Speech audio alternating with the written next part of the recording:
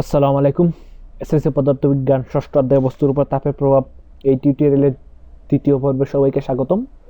আমি তোমাদের সাথে হচ্ছে রামি মোহাম্মদ। চলো শুরু করা যাক। গত দুইটা পর্বে আমি প্রথম পর্বে তাপ এবং তাপমাত্রা নিয়ে আলোচনা করছিলাম। সেকেন্ড পর্বে আমি ক্ষেত্রফল অর্থাৎ ক্ষেত্র প্রসারণ এবং দৈর্ঘ্য প্রসারণ সম্পর্কে ডিটেলসে আলোচনা করছিলাম। এই পর্বে আমি তারই ধারাবাহিকতায় তৃতীয় প্রসারণ অর্থাৎ আয়তন প্রসারণ সম্পর্কে ডিটেলসে আলোচনা করব। ঠিক আছে, তাহলে চলো শুরু করা যাক। তো শুরু করার আগে আমি বলে নিই, যারা আমার গত দুইটা লেকচার দেখো নাই, আশা করতেছি ওই দুইটা লেকচার দেখার পরে এই লেকচারটা দেখবে, তাহলে বুঝতে অনেক টপিক বুঝতে সুবিধা হবে। বুঝা গেছে? সো ওই দুইটা টিউটোরিয়াল বা দুইটা পর্বের লিঙ্ক আমার ডেসক্রিপশন বক্সে দেওয়া আছে। আশা করতেছি ওই দুইটা দেখার পরে এই আমার থার্ড ভিডিওটা দেখবা, তাহলে বুঝতে অনেক কিছু সুবিধা হবে। তাহলে চলো শুরু করা যাক। প্রথমে আমরা জেনে নেব আয়তন প্রসারণ। ঠিক আছে, সো আয়তন প্রসারণকে আমরা জানি তাপ প্রয়োগে যে কোনো কঠিন বস্তু কি হয়, প্রসারিত হয়। তার দৈর্ঘ্য বরাবর প্রসারণ ঘটায়, ক্ষেত্রফল বরাবর প্রসারণ ঘটায়, তার হোল আয়তনটাও বৃদ্ধি পায়। সো আমরা আয়তন প্রসারণ বা আয়তন বৃদ্ধি সো ইজিলি বলতে পারি যে কঠিন বস্তুতে তাপ প্রয়োগ করলে আয়তন বৃদ্ধি পায়, একে আয়তন প্রসারণ বলে। ওই দৈর্ঘ্য প্রসারণের মতো, যে কঠিন বস্তুতে তাপ প্রয়োগ করলে দৈর্ঘ্য বৃদ্ধি পায়, দৈর্ঘ্য প্রসারণ বলে। ক্ষেত্রফল বৃদ্ধি পায়, ক্ষেত্র প্রসারণ বলে। ঠিক তেমনি এর আয়তন বৃদ্ধি পায়, আয়তন প্রসারণ বলে। সাপোজ ধরে নিলাম একটা ত্রিমাত্রিক একটা বস্তু যার আয়তন হচ্ছে B1, প্রাথমিক আয়তন B1। এখন আমি কি করতেছি, এইটার উপর তাপ দিতেছি। বুঝাচ্ছে? এইটার উপরে আমি হিট দিতেছি। ঠিক আছে, ধরে নিলাম এই B1 আয়তনটা ছিল তার 1 ডিগ্রি সেলসিয়াস তাপমাত্রা। বুঝা গেছে? সো মানে নর্মাল একটা তাপমাত্রা ছিল, ওই তাপমাত্রা প্রথমে একটা তাপমাত্রা ছিল, ওই তাপমাত্রা তার আয়তন হচ্ছে B1, এবং তাপমাত্রা বাড়ানোর ফলে তার দৈর্ঘ্য বস্তু উচ্চতা বাড়ে গেছে, আলটিমেটলি তার আয়তনটা বেড়ে গেছে, হয়ে গেছে B2। বুঝা গেছে? সো এটা হচ্ছে 2 ডিগ্রি সেলসিয়াস তাপমাত্রা, এটা হচ্ছে 1 ডিগ্রি সেলসিয়াস তাপমাত্রা।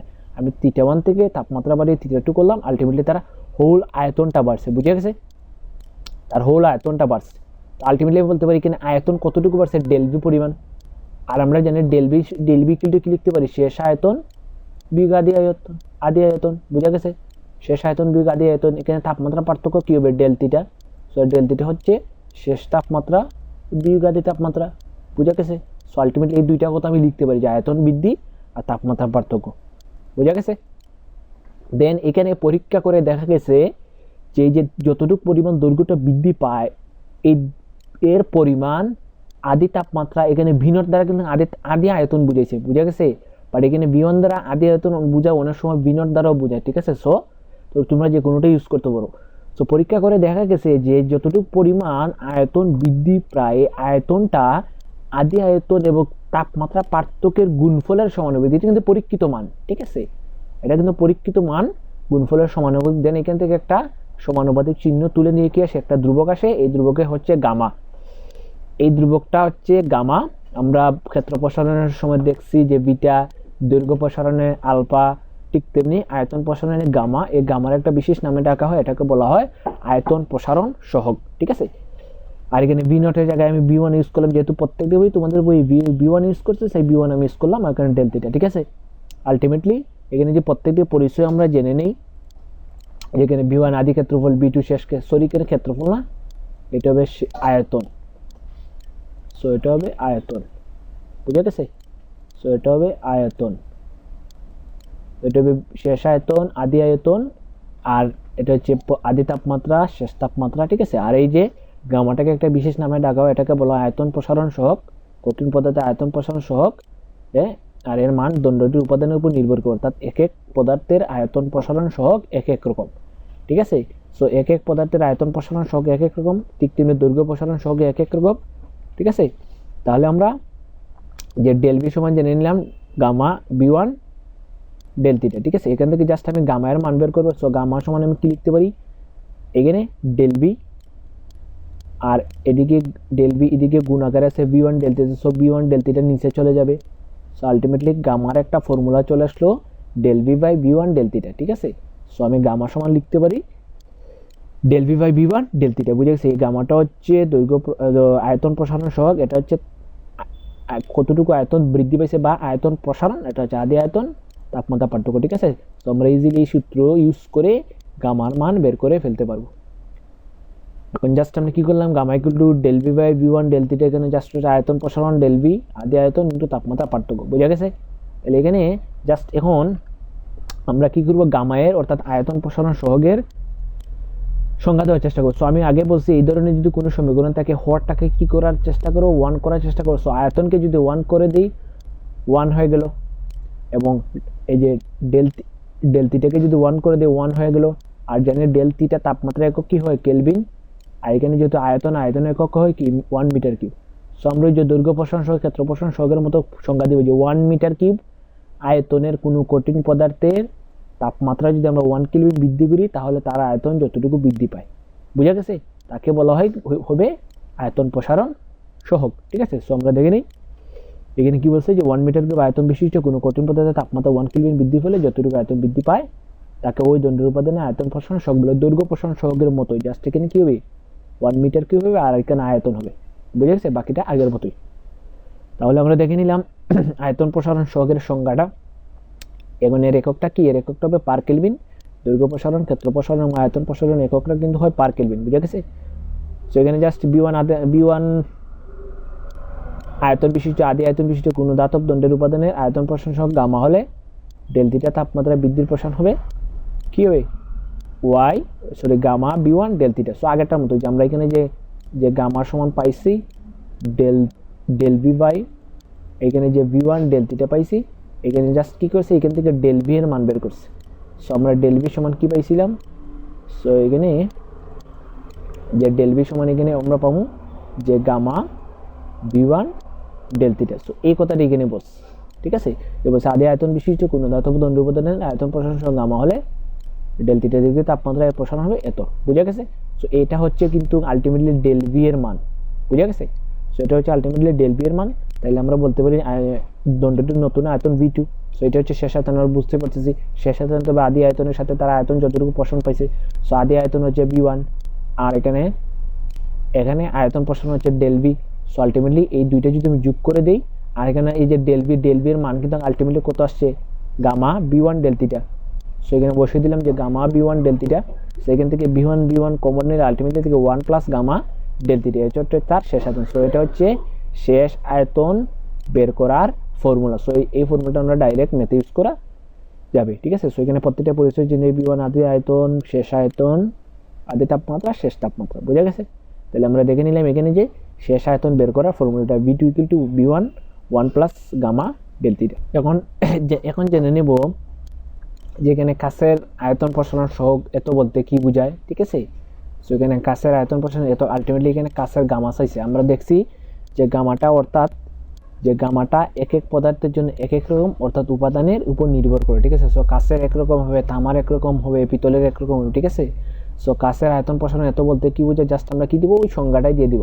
সো এই ধরনের মেথে আমি সাজেস্ট করবো প্রথমে কি করে আয়তন প্রসারণের সংজ্ঞাটাই দিয়ে দিবে, দেন এই লাইনটা লিখে দিলেই 2 পেয়ে যাবে, ঠিক আছে। 1 মিটার কিউব আয়তনের আয়তন বিশিষ্ট কোনো কাছের তাপমাত্রা 1 কেলভিন বৃদ্ধি করলে এর আয়তন এত মিটার কিউব বৃদ্ধি পায়, ঠিক আছে। আমরা দৈর্ঘ্যের সময় দেখছি যে 1 মিটার দৈর্ঘ্য বিশিষ্ট কোনো কাছের তাপমাত্রা 1 কেলভিন বৃদ্ধি করলে দৈর্ঘ্য এতটুকু বৃদ্ধি পায়, এর ক্ষেত্রফল এতটুকু বৃদ্ধি পায়। ঠিক তেমনি আয়তনের বেলায় জাস্ট কি হবে 1 মিটার কিউব আয়তন বিশিষ্ট কাছের তাপমাত্রা 1 কেলভিন বৃদ্ধি করলে এর আয়তন এত মিটার কিউব বৃদ্ধি পায়, বুঝা গেছে। তাহলে আমরা কাছের দেখে নিলাম। আর কাছের আয়তন প্রসারণ সহগ 27 × 10⁻⁶, এটা মুখস্থ রাখাই বেটার। দেন ইস্পাতের আয়তন প্রসারণ সহগ সেম ভাবে আমরা দেওয়ার চেষ্টা করি যে 1 মিটার কিউব আয়তন বিশিষ্ট কোনো ইস্পাতের তাপমাত্রা 1 কেলভিন বৃদ্ধি করলে এর আয়তন এতটুক বৃদ্ধি পায়, অর্থাৎ 33 × 10⁻⁶ পার কেলভিন বৃদ্ধি পায়, ঠিক আছে। সো এই লাইনটা এখানে লিখে দিছি। এখন একটা ম্যাথ দেখবো আমরা যে 0 ডিগ্রি সেলসিয়াস তাপমাত্রা যেহেতু একটু শুরুতেই ছিল, সো আমরা এটা ধরে নেব θ1 এত মিটার কিউব সেন্টিমিটার, এখানে ভালো মতো খেয়াল করি এগুলো কিন্তু সেন্টিমিটার কিউব দিচ্ছে। সো এটা বি1, ঠিক আছে। আয়তন ইস্পাতকে এত ডিগ্রি সেলসিয়াস তাপমাত্রা 100 ডিগ্রি সেলসিয়াস তাপমাত্রা হবে θ2 উত্তপ্ত করলে এর আয়তন এটা হয়ে যায় বি2, বুঝা গেছে। ইস্পাতের আয়তন প্রসারণের সঙ্গে আলটিমেটলি আমাকে গামা বের করতে বলছে, বুঝা গেছে। সো আলটিমেটলি আমি ডেটাগুলো আগে উপস্থাপন করে রেখেছি। সো এই ধরনের মেথে এগুলো তোমরা পারবা আমি জানি, বাট এগুলো বই থেকে দিছি। সো এই ধরনের মেথে আমি সাজেস্ট করব আগে যে ডেটাগুলো দেওয়া আছে ওই ডেটাগুলো একটা সাইডে লিখে ফেলা। সো আমি একটা সাইডে লিখে ফেলি যে বি1 এত সেন্টিমিটার কিউব, বি2 এত সেন্টিমিটার কিউব। তাহলে ডেল বি কি হবে, এই যে বি2 মাইনাস বি1, আমি জাস্ট এখানে কি করছি বি2 মাইনাস বি1 করছি। সো আলটিমেটলি 1003.03 এত থেকে 1000 বিয়োগ দিলে আলটিমেটলি 3.03 সেন্টিমিটার কি থাকে, এটা হচ্ছে ডেল বি, ঠিক আছে। আর এখানে ডেল থিটা কি আসছে, যেখানে 100 মাইনাস 0 আলটিমেটলি 100 কে, এখানে 100 কে দিন 100 ডিগ্রি সেলসিয়াস আসছে। সো আমরা জানি তাপমাত্রার পার্থক্য সেলসিয়াসে যা কেলভিনেও তা, সরি সেলসিয়াসে যা কেলভিনে হয়, ঠিক আছে। তাইলে আমরা জাস্ট কি করে গামার মান বের করবো। সো গামা ইকুয়াল টু এখানে হোয়াট, সো গামার মান আমরা ইজিলি বের করতে পারবো। গামার একটা সূত্র আমরা দেখছি প্রথম স্লাইডেই, অর্থাৎ গত স্লাইডে আমরা একটা সূত্র দেখছি, ঠিক আছে। সো এখানে সূত্রটা, সো আমরা সূত্রটা যদি আবার একটু দেখে নেই যে কি সূত্রটা ছিল।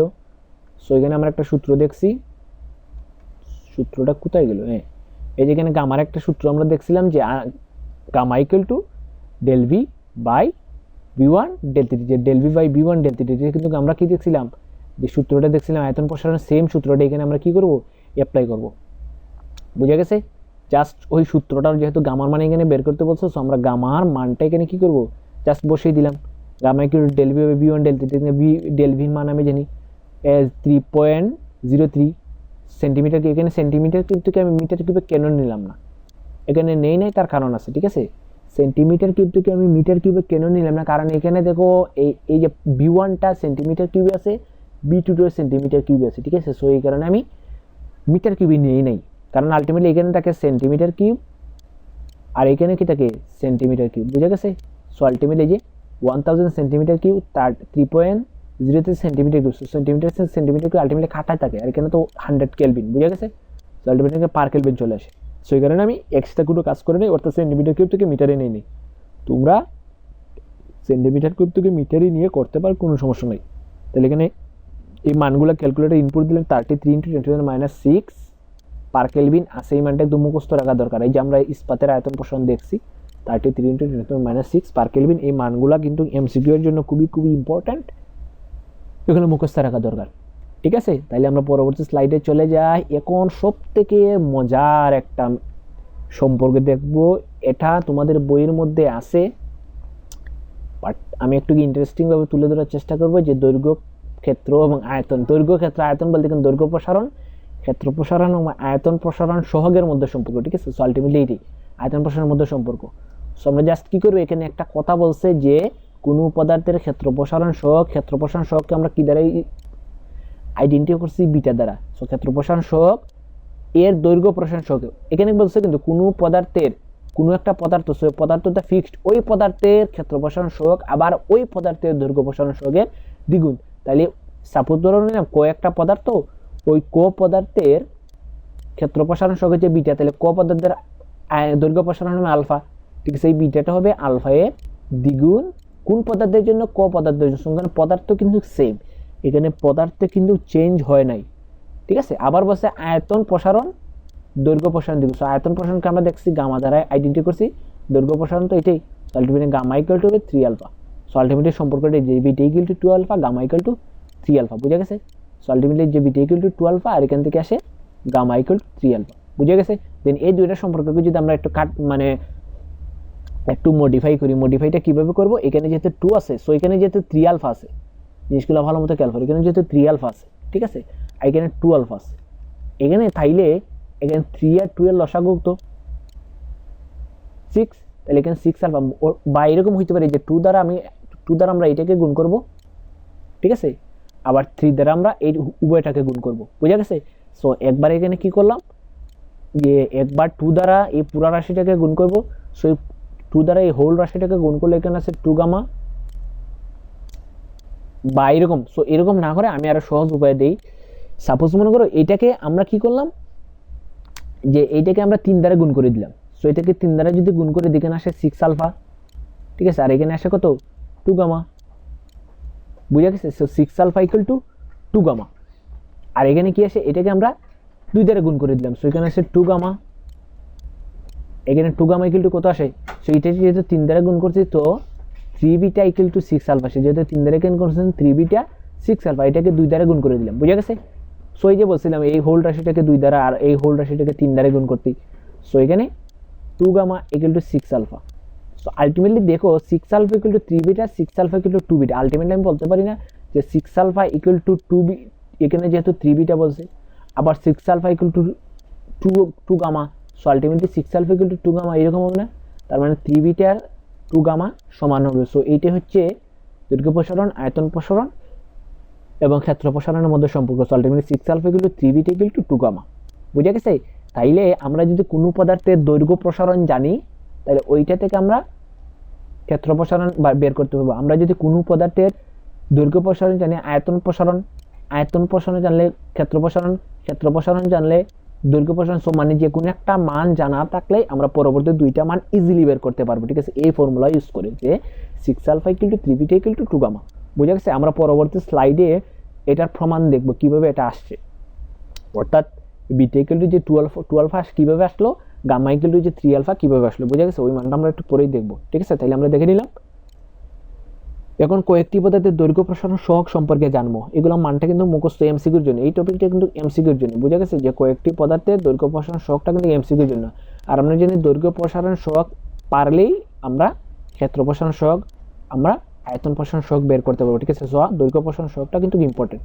সো আমরা দেখে নিব কয়েকটি পদার্থের দৈর্ঘ্য প্রসারণ সহগ।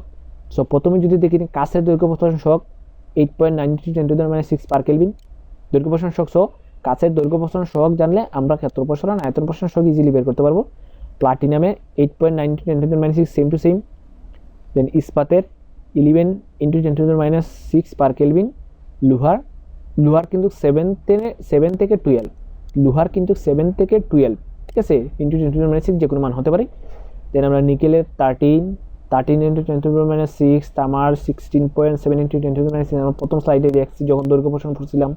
দেন পিতলের 18.7 × 10⁻⁶, দেন আমরা সীসার পড়লাম 27.6 × 10⁻⁶। এই সীসা নিয়ে আমরা প্রথমে একটা ম্যাথ করছিলাম। তাহলে এই মানগুলা কিন্তু আমাদের একদম টিএম রাখতে হবে। এখানে টিএম বলতে বুঝেছি আমি টানা মুখস্থ।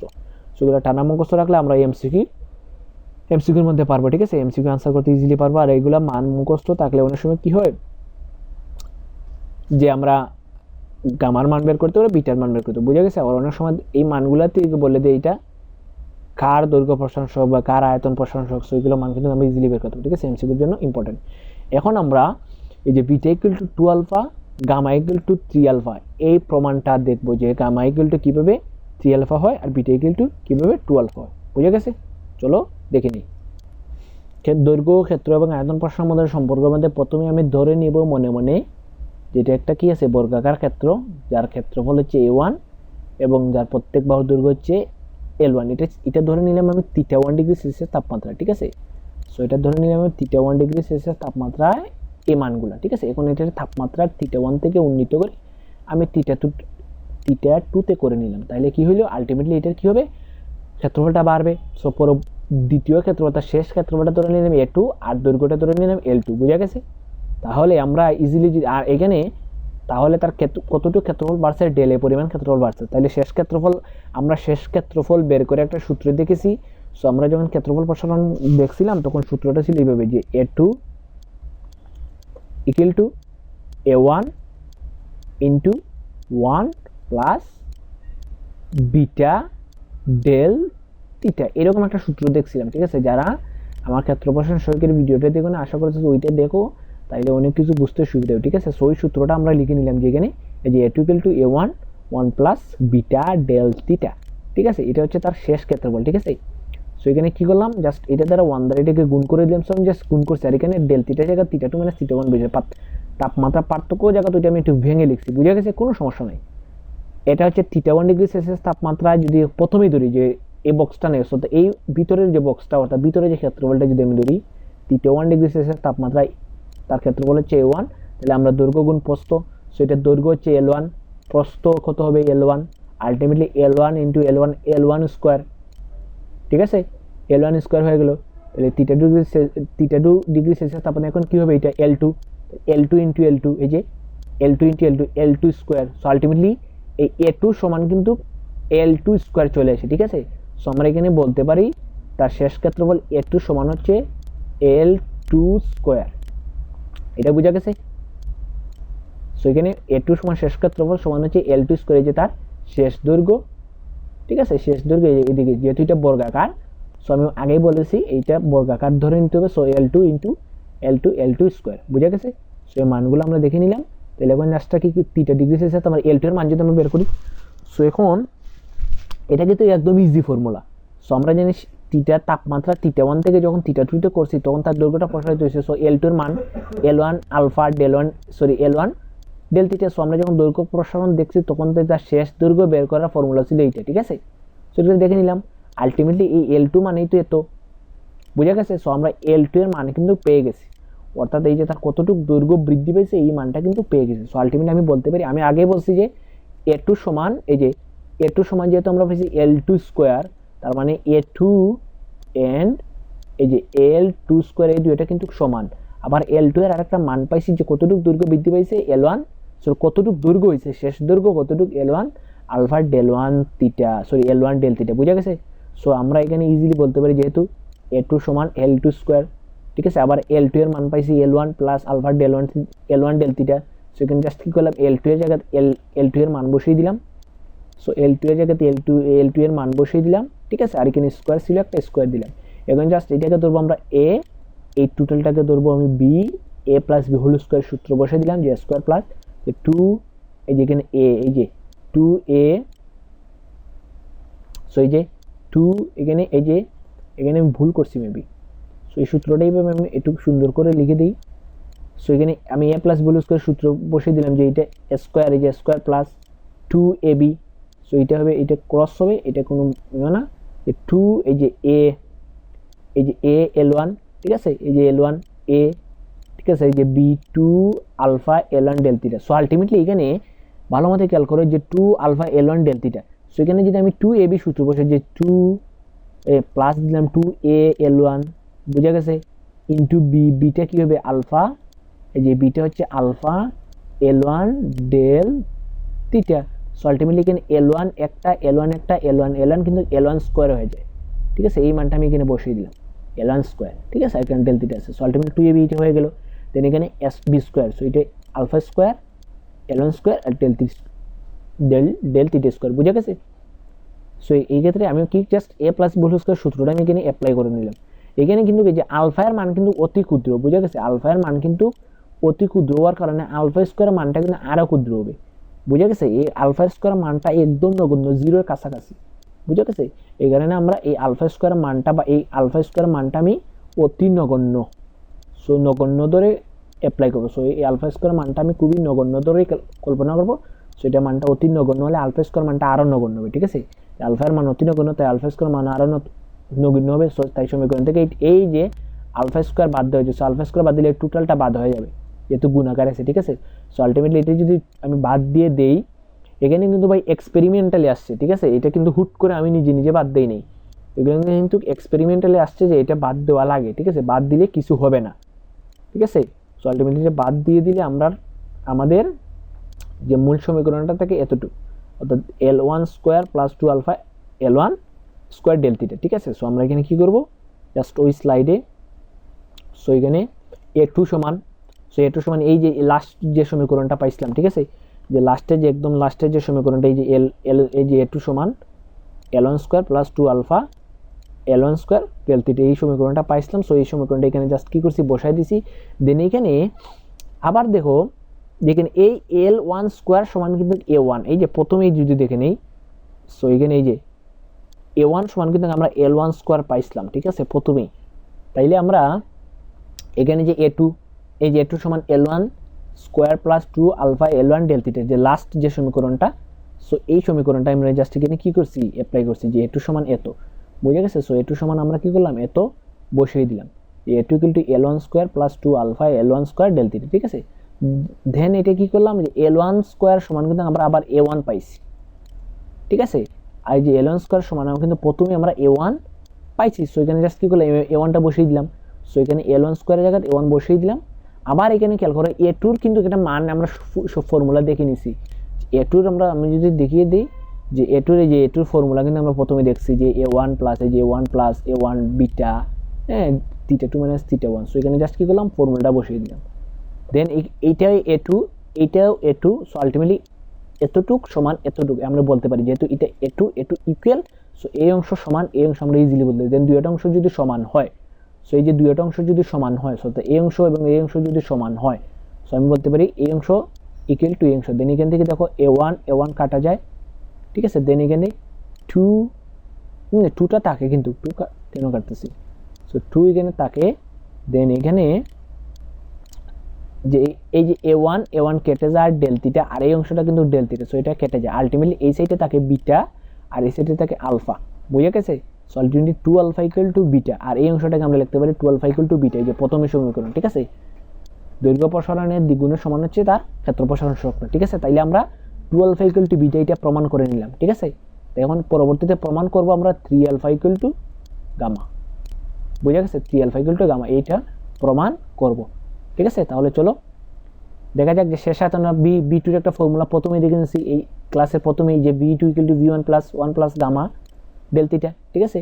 এটাকে একটু মডিফাই করে লেখা যায় বি ওয়ান প্লাস, এই যে জাস্ট কী করলাম, বি ওয়ান দ্বারা এই হোলটাকে গুণ করে দিলাম, আর এই থিটা টুকে ভেঙে ডেল থিটাটাকে ভেঙে theta two minus theta one করে দিলাম, বুঝে গেছে? জাস্ট এখন কী করবো, থিটা ওয়ান তাপমাত্রা বি ওয়ান সমান কী লিখতে পারি, দৈর্ঘ্য প্রস্থ উচ্চতা।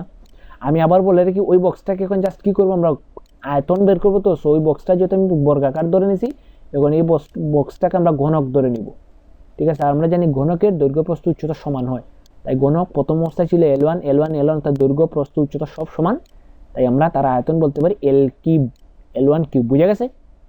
এবং জাস্ট কি হবে, থিটা টু যদি শেষ আসতো সেটা বি টু হয়ে যাবে, দৈর্ঘ্য প্রস্থ উচ্চতা রাখবে। সো থিটা টু তাপমাত্রা তার দৈর্ঘ্য ধরে নিলাম L2, প্রস্থ L2, উচ্চতা L2, ঠিক আছে? আমরা কেন L2 ধরছি, তাকে আমরা সুষম গণক কল্পনা করবো, ঠিক আছে?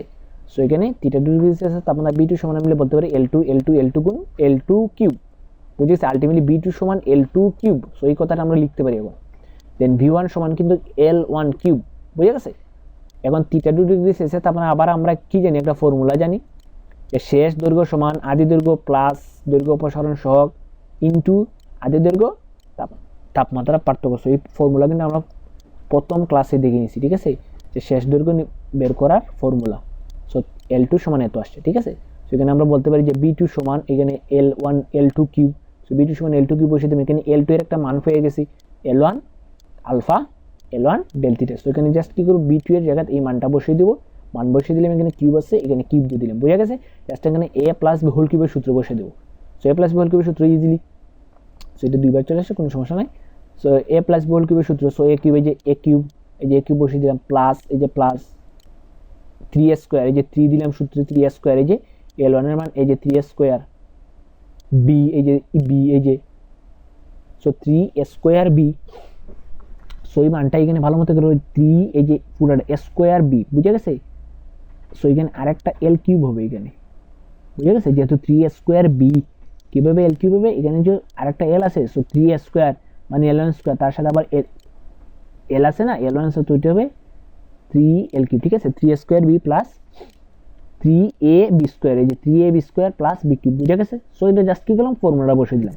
দেন ওই আগের কথা মতো যে আলফা এর মান অতি নগণ্য, তাই আলফা স্কোয়ারের মানটাও কি হবে, নগণ্য। সো এই মানটা কি হবে, একদম জোরে পড়ে যাবে, বুঝে গেছে? সো এই মানটা একদম জোরে পড়ে যাবে। সো এখানে কি করবো, যে আলফা স্কোয়ারের মান, আলফার মান অতি নগণ্য, তাই আলফা স্কোয়ারের মান অতি নগণ্য, সমীকরণ থেকে বাদ দেওয়া যায়, ঠিক আছে? সো আমরা বাদ দিয়ে দিলাম, আলফা স্কোয়ার যুক্ত টার্ম বাদ দিয়ে দিই, যে আলফা স্কোয়ার যুক্ত টার্মটা কি করে দিলাম, বাদ করে দিলাম একদম। তাহলে আমার মূল সমীকরণ দাঁড়ায় L1 cube plus 3L1 cube, এটা বুঝে গেছে? সো এই যে সমীকরণটা আমি বসিয়ে দিলাম, সো এখানে কিউব হবে আলটিমেটলি, বুঝে গেছে? তাহলে এখানে কি দাঁড়ায়, আর এখানে দেখো L1 কিউব, এই L1 কিউব সমান আমরা B1 পাইছি, ঠিক আছে? প্রথমে দেখছি তো L1 কিউব সমান B1, এই যে L1 কিউব সমান কি পাইছি, B1, বুঝে গেছে? সো L1 কিউব সমান এখানে B1 বসিয়ে দিলাম, L1 কিউব সমান B1 বসিয়ে দিলাম। দেন এখানে B2, আবার B2 এর একটা ফর্মুলা আমরা পাইছি, কিন্তু B2 এর ফর্মুলা পাইছি B1 plus gamma B1 del alpha, sorry del theta. So এই ফর্মুলা কিন্তু আমরা B2 এর একটা ফর্মুলা পাইছি প্রথমে যখন আয়তন প্রসারণ সহগ করছি, সো এই ফর্মুলাটা এখানে বসিয়ে দিলাম। দেন যেহেতু V2 এই মান সমান, সো B2 এর এই মান, সো আলটিমেটলি এই মান সমান এই মানও বলতে পারি, অর্থাৎ এই অংশ সমান এই অংশ আমরা বলতে পারি। সেখানে বসিয়ে দিলাম এই অংশ সমান এই অংশ, এখান থেকে B1 কাটা, হ্যাঁ। দেন এখানে এই যে V1 কাটা, এই V1 কাটা, এখান থেকে ডেল থিটা, এখান থেকে ডেল থিটা কাটা, আলটিমেটলি এখান থেকে 3 আলফা, এখান থেকে 3 আলফা, সরি এখানে সুন্দর করে লিখি, এখানে থাকে 3 আলফা আর এখানে থাকে কি, gamma. So ultimately gamma equal to 3 alpha, এটা বসিয়ে দিলাম, ঠিক আছে? So gamma equal to 3 alpha. So এই জায়গা থেকে গামা ইকুয়াল টু যেহেতু 3 আলফা, আর পূর্বে পাইছি আমরা গামা ইকুয়াল টু এখানে 3 আলফা আর পূর্বে পাইছি 2 আলফা ইকুয়াল টু বিটা, ঠিক আছে। এই দুইটা সমীকরণ আমি মিক্স করে বলছি যে 6 alpha equal to 3 beta equal to কি 2 গামা, বুঝা গেছে। সো এই ফর্মুলাটা আমি মিক্সড করে লাস্টে কি বললাম, বুঝা গেছে। সো এই ফর্মুলাটা আসে, প্রথমে দেখেছি এই ফর্মুলাটা, সো এই ফর্মুলাটা কি হয়েছে, এই দুইটা ফর্মুলা প্রমাণ থেকেই আসছে মূলত। এখান থেকে এখানে যে আমি আবার বলে রাখি, এখানে যে কিছু অংশ কাট করছে অর্থাৎ আলফা স্কোয়ার কাট করছে, এটা কিন্তু এক্সপেরিমেন্টালি আসছে, বুঝা গেছে। সো এক্সপেরিমেন্টালি দেখা গেছে এই আলফা স্কোয়ার মান কাট করলে কোনো মানে কোনো সামান্য রূপ পরিবর্তন আসে না, তাই এই সমীকরণ থেকে এই যে আলফা স্কোয়ার যুক্ত টার্মটা বাদ দেওয়া যায়, বুঝা গেছে। সো আমরা দেখে নিলাম যে প্রমাণটা দেখে নিলাম কিভাবে দৈর্ঘ্য প্রসারণের সাথে আয়তন প্রসারণের সম্পর্ক, ঠিক আছে। So 3 alpha equal to gamma আবার 2 আলফা ইকুয়াল টু বিটা, আশা করতেছি সকলে বুঝতে পারতেছো। এখন আমরা জাস্ট কি করব, কঠিন পদার্থের প্রসারণে কয়েকটি প্রয়োগ দেখব। এই প্রশ্নটা কিন্তু পরীক্ষায় খুব বেশি আছে, যে রেল লাইনের মাঝখানে ফাঁক রাখা হয় কেন, রেল লাইনের সংযুক্ত হলে ফাঁক কেন রাখা হয়, ঠিক আছে। সো আমরা যদি আনসারটা দেখি, যে সূর্যের তাপে কিংবা ট্রেন চলে তখন চাকার ঘর্ষণের ফলে তাপ উৎপন্ন, অফকোর্স তাপে rail line, so rail line, so এটা বানানটা ভুল হয়েছে, এটা হবে রেল লাইন প্রসারিত হয়, রেল লাইনে দুটি রেলের সংযুক্ত হলে। সো এরকম যে রেল লাইনে যদি দুইটা লম্বা পাত থাকে মাঝে মাঝে দেখো, তো এই লম্বা পাত দ্বয়ের মাঝখানে কিন্তু এরকম ফাঁক থাকে, ঠিক আছে। এই ফাঁক কেন দেয়, কারণ ঘর্ষণ যখন এই রেল লাইনে পাতের উপর যখন ট্রেন চলে তখন এটা ঘর্ষণে কি হয়, প্রসারিত হয়। কিন্তু কঠিন পদ্ধতি প্রসারিত হওয়ার ফলে এখানে জায়গা রাখা হয়, কারণ প্রসারিত হওয়ার জন্য একটা কি পায়, স্পেস পায়। যদি প্রসারিত হওয়ার স্পেসটা না পাইতো তাহলে কিন্তু এই পাতগুলো বেঁকে যায় দুর্ঘটনা ঘটার সম্ভাবনা সব থেকে বেশি থাকতো, ঠিক আছে। এই বলছে রেল লাইনে দুটি সংযুক্ত হলে তাই ফাঁক রাখা হয়, রেল লাইন প্রসারণের জন্য যথেষ্ট জায়গা পায়, এরূপ ফাঁক না রাখলে রেল লাইন বেঁকে গিয়েই তো মারাত্মক দুর্ঘটনা ঘটার সম্ভাবনা হয়ে যেত, ঠিক আছে। সো মূলত এই যে আমরা তো জানি কঠিন পদার্থের প্রসারণটা হয় এই কারণে যে দুইটা পাতের মধ্যবর্তী স্থানে কিছু জায়গা ফাঁক রাখা হয়, যাতে ঘর্ষণের ফলে ওইটা প্রসারণটা কি হয়ে যায়, ফিল আপ হয়ে যায়, বুঝা গেছে, লম্বা হলে ফিল আপ হয়ে যায়। সো এই কারণে কি হয়, ফাঁক রাখা হয়। সো আলটিমেটলি আমরা এইভাবে আনসার দেওয়ার চেষ্টা করবো। পরবর্তীতে আরেকটা টপিক, যে চাকায় লোহার বের পরানো হয় কেন। গরু গাড়ির চাকা কেউ দেখে থাকলে দেখবা যে গরু গাড়ি চাকার মধ্যে লোহার বের থাকে, ঠিক আছে, লোহার এরকম একটা পাত জয়েন্ট থাকে আর কি, ঠিক আছে। সো আমরা এখানে 3D মডেলের মধ্যে দেখাতে পারতেছি না, যারা গরুর গাড়ির চাকা বা ঘোড়ার গাড়ির চাকা দেখছো, সো ঘোড়ার গাড়ি আলটিমেটলি ওই মহিষের গাড়ির চাকা যারা মালবাহী, বিশেষ করে গরুর গাড়িতে এই লোহার একটা বের পরানোটাকে কেন কিভাবে পরানো হয়, এই জিনিসটা কিভাবে এত সেটা হয়ে থাকে। সো সাধারণত গরুর গাড়ির চাকা লোহার বের বসানো থাকে, ঠিক আছে। সো আমরা এটা দেখছি, এর বের কাঠের সাথে দৃঢ়ভাবে আটকে থাকে। সাধারণ তাপমাত্রায় এই বের চাকা থেকে ছোটো হয়, একটু ছোটো করেই বানানো হয়, বুঝা গেছে। তাই একে চাকার সাথেও লাগানো যায় না, লোহার বেরটিকে গরম করলে এটি প্রসারিত হয়। আমরা জানি এটা কি হবে, দৈর্ঘ্য প্রসারণ হয়, সাথে সাথে আয়তন প্রসারণ হয়, সাথে সাথে ক্ষেত্র প্রসারণ হয়, ঠিক আছে। ফলে এর বেশ বৃদ্ধি পায়। উত্তপ্ত অবস্থায় বেরটিকে চাকার সাথে লাগিয়ে ঠান্ডা করা হয়, বেরটি সংকুচিত চাকার সাথে দৃঢ়ভাবে লেগে যায়। তো যারা গরুর গাড়ির চাকা দেখছো তারা আলটিমেটলি এই কথাগুলো বুঝতে পারবে, বুঝা গেছে। সো এই প্রশ্নটা আসে, অনুধাবনমূলক প্রশ্নে আসে, এই প্রশ্নটা অনুধাবনমূলক প্রশ্নে আসে, আশা করছি সকলে বুঝতে পারতেছো। সো আমি চেষ্টা করলাম যে কঠিন পদার্থের প্রসারণ, যে দৈর্ঘ্য প্রসারণ, ক্ষেত্র প্রসারণ, আয়তন প্রসারণ এবং যে তাদের সম্পর্কগুলো আমি প্রমাণ করার, বুঝিয়ে দেওয়ার চেষ্টা করছি ভালো মতে। আশা করতেছি সকলে বুঝতে পারতেছো। যার কারো যদি কোনো সমস্যা থাকে কমেন্ট বক্সে আমাকে জানাও, আশা করতেছি সকলে বুঝতে পারবে, বুঝিয়ে দেওয়ার চেষ্টা করব। সো পরবর্তী ভিডিওতে আমি যে তরল পদার্থের যে আপাতত প্রসারণ বা প্রকৃত প্রসারণ, এর পরবর্তীতে যে বায়বীয় পদার্থের প্রসারণগুলো আছে, তোমাদের বইয়ে নতুন একটা সূত্র আছে যে পিবি ইকুয়াল টু এনআরটি, এই যে পিবি ইকুয়াল টু এনআরটি নামে একটা কি আছে সূত্র, তোমরা দেখতে পাচ্ছ। এই সূত্রের প্রমাণ আমি ভালো মতে বুঝিয়ে দেওয়ার চেষ্টা করবো, ঠিক আছে। সো আগামী ভিডিও দেখার আমন্ত্রণ নিয়ে এখানে শেষ করছি, ধন্যবাদ।